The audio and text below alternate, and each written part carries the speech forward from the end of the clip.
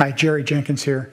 Being asked to assist Billy Graham with his memoirs several years ago was the highlight of my writing career.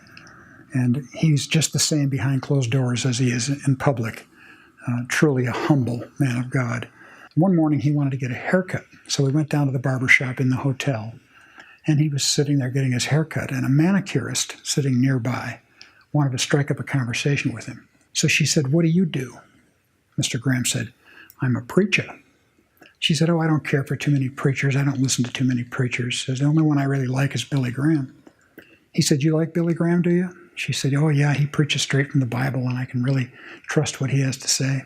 Mr. Graham said, "Well, thank you. I am Billy Graham." And she said, "Oh, you don't even look like him." The barber backed up and pointed at him and mouthed to her, "It really is him." And she said, "Oh, my God." And Mr. Graham said, "No, but I work for him." But when I asked the question, "How do you maintain your own spiritual disciplines?" all of a sudden he was engaged again. We were sitting knee to knee. He leaned forward with those piercing blue eyes, and he said, "The Bible doesn't make it a mystery of how we're to maintain our spiritual disciplines. It says we're to pray without ceasing and to search the Scriptures." And I do that.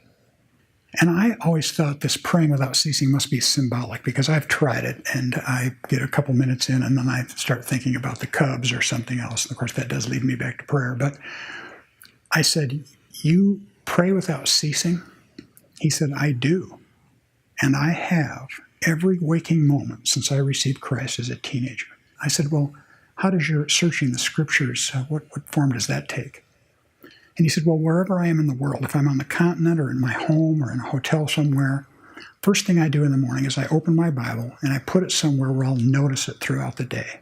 And anytime I notice it, I read a verse or two or a chapter or two or for an hour or two." And he said, "This is not for sermon preparation or for writing books or anything. It's just for my own spiritual discipline."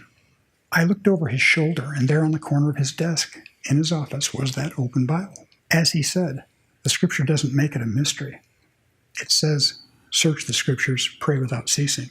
And the difference between him and his ministry and all the other similar ministries is that he does it.